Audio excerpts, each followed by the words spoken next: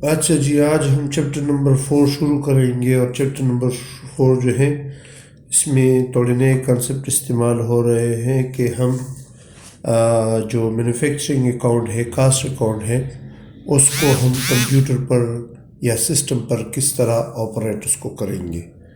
सही है, तो आपके सामने जो है मैंने चैप्टर नंबर 4 ये ओपन किया है और चैप्टर नंबर 4 में सबसे पहले जो कॉन्सेप्ट आप सीखोगे वो कोडिंग का है कि कंप्यूटर जो है वो कुछ यानी वो तो ना मटेरियल को समझता है ना लेबर को समझता है।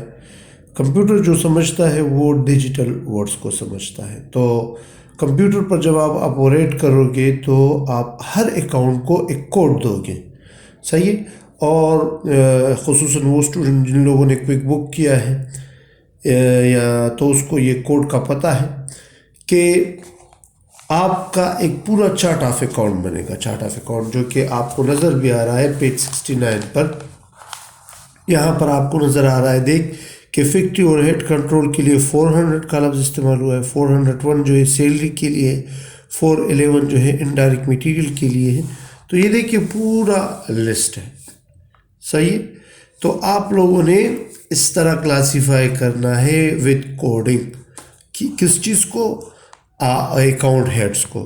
तो ये देखिए सारे हेड्स जो आपको इस पेज पर नज़र आ रहे हैं ये वो हेड्स हैं जो मैन्युफैक्चरिंग बिजनेस में इस्तेमाल होते हैं। इन कोड का हम इस्तेमाल करेंगे कंप्यूटर में। सही है। ये जितने भी कंप्यूटर के सॉफ्टवेयर होते हैं और तो उसकी में क्या होता है कि अकाउंट हेड के लिए कोड इस्तेमाल होते हैं। तो कोड से हम क्या करते हैं कि अकाउंट को इजीली एक्सेस कर सकते हैं। तो जहाँ पर ये सारे कोड स्टोर होते हैं तो उस जगह को हम चार्ट ऑफ अकाउंट कहते हैं। उसको हम क्या कहते हैं? Chart of account. सही है।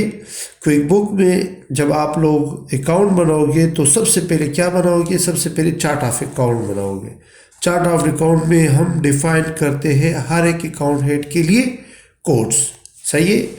जिस तरह आपको इस पेज पर नज़र आ रहा है। फॉर एग्जांपल मैं अदर एक्सपेंसेस को देख लूँ कि interest paid on note payable के लिए 701 है, इंटरेस्ट पेड ऑन मॉर्गेज के लिए 703 है। इस तरह अगर मैं इधर आ जाऊँ एडमिनिस्ट्रेटिव एक्सपेंस में तो एडमिनिस्ट्रेटिव एक्सपेंस कंट्रोल के लिए 600 है, 601 जो है सैलरी के लिए है एडमिनिस्ट्रेटिव के लिए, और 604 जो है वो सैलरी क्लरिकल स्टाफ के लिए है, 620 जो है ये ओवर टाइम प्रीमियम के लिए है। तो ये कोड जो है बनेगी। अच्छा, दूसरी इम्पोर्टेंट बात जो मैं आपको समझाऊंगा कि ये होता है मैन्युफैक्चरिंग कॉस्ट अकाउंटिंग का साइकिल। अच्छा, अकाउंटिंग साइकिल को समझने के लिए आपको मैं बहुत ही शॉर्ट बता दूं कि मटेरियल के लिए जो लेजर इस्तेमाल होगा उसका नाम मटेरियल ही होगा। सही है। मटेरियल। लेबर के लिए जो अकाउंट इस्तेमाल होगा उसको हम क्या कहेंगे? पेरोल। और ओवरहेड के लिए जो हेड इस्तेमाल होगा उसको हम फैक्ट्री ओवरहेड कंट्रोल अकाउंट कहेंगे। सही है।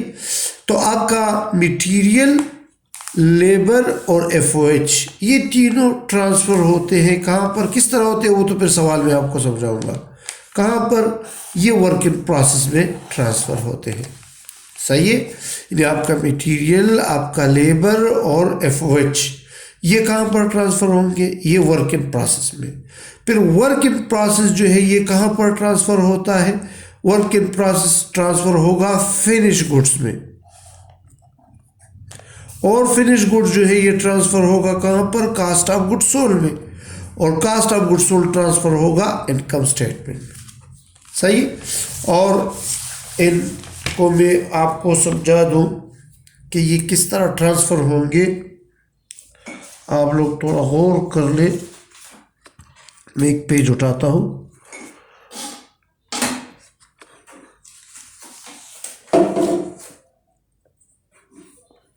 यहाँ पर आपको इसकी समझ सही आ जाएगी।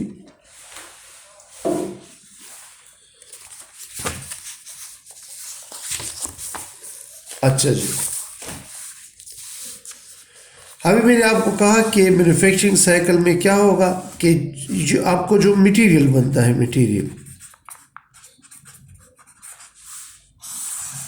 आप लोगों ने क्या करना है कि इस तरह टी अकाउंट बनाना होगा। इसमें मटेरियल की ओपनिंग इन्वेंट्री होती है तो वो ओपनिंग इन्वेंट्री डेबिट होगी, सही, ओपनिंग इन्वेंट्री वो डेबिट होगी।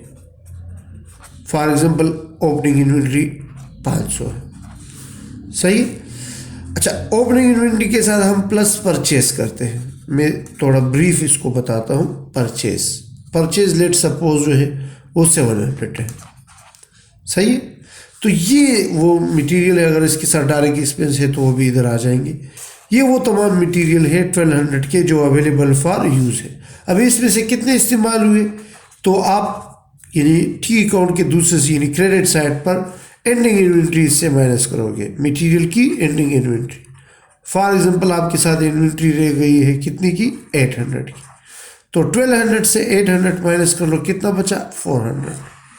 तो 400 जो है ये मटेरियल यूज़ होगा, ये मटेरियल यूज़ होगा। और ये ट्रांसफ़र होगा कहाँ पर, यहाँ पर आप लोगों ने ये नहीं लिखना, ये ट्रांसफ़र होगा वर्क इन प्रोसेस।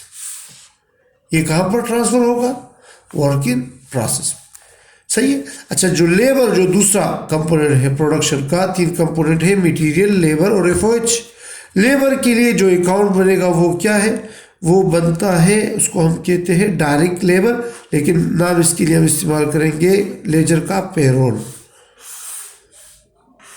और मैंने आपको कहा ना कि इसके कोड होंगे। फॉर एग्जांपल मटेरियल का जो कोड है वो इधर लिखोगे, वो 001, इसका 002। ये तो मैं इसी एग्जांपल बता रहा हूँ। अच्छा, जितना भी आपका लेबर है वो लेबर के खर्चे डेबिट होते हैं। फॉर एग्जांपल डायरेक्ट लेबर इस्तेमाल हुआ है कितने का, 400, सही। तो 400 जो है या तो आपने इसको कैश पे किया होगा या जो है ये एक्रूड होंगे यानी आउटस्टैंडिंग होगा। अगर कैश पे किया है तो आप कैश डेबिट जो है कैश क्रेडिट होगा, पेरोल डेबिट कैश क्रेडिट, सही। यदि इधर रीज़न लिखोगे कि कैश में पे किया है, वो उस तफसील में बहुत ज़्यादा नहीं जाते, सही है।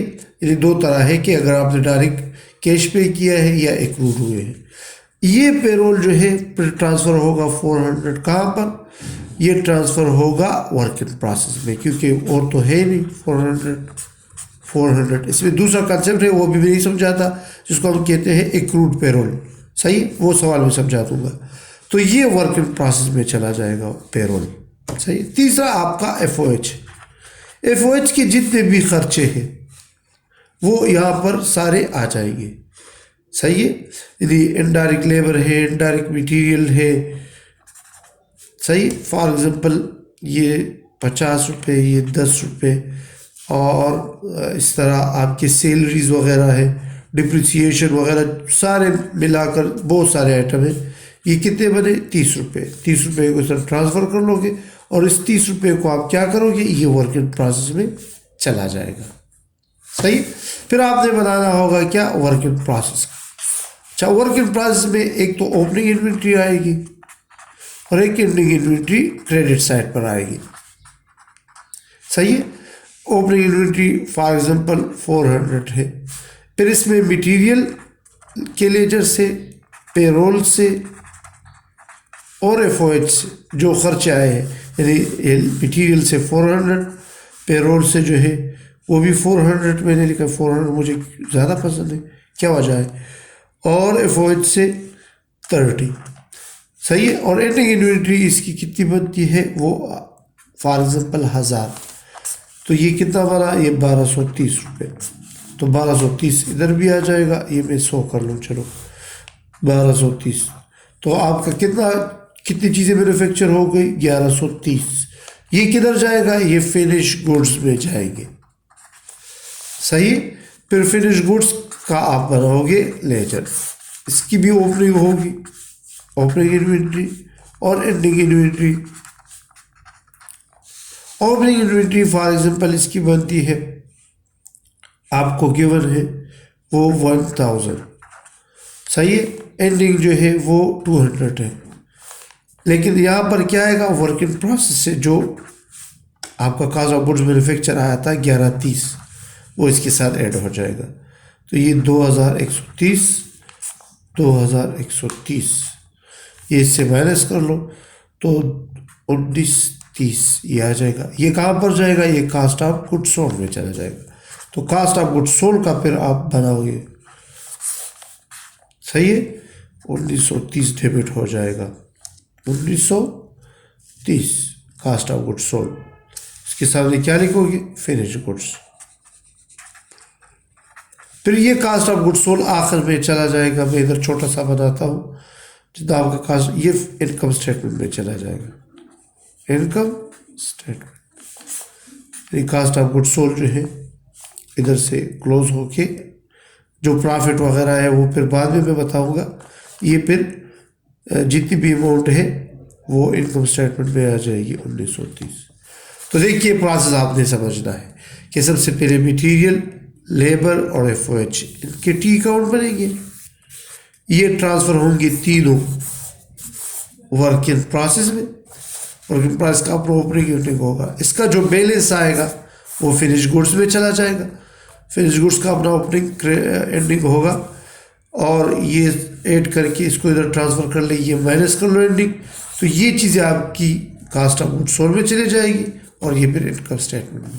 तो ये प्रोसेस आप लोगों ने सीखना है, सही है। कल से हम एक्सरसाइज के शुरू करेंगे।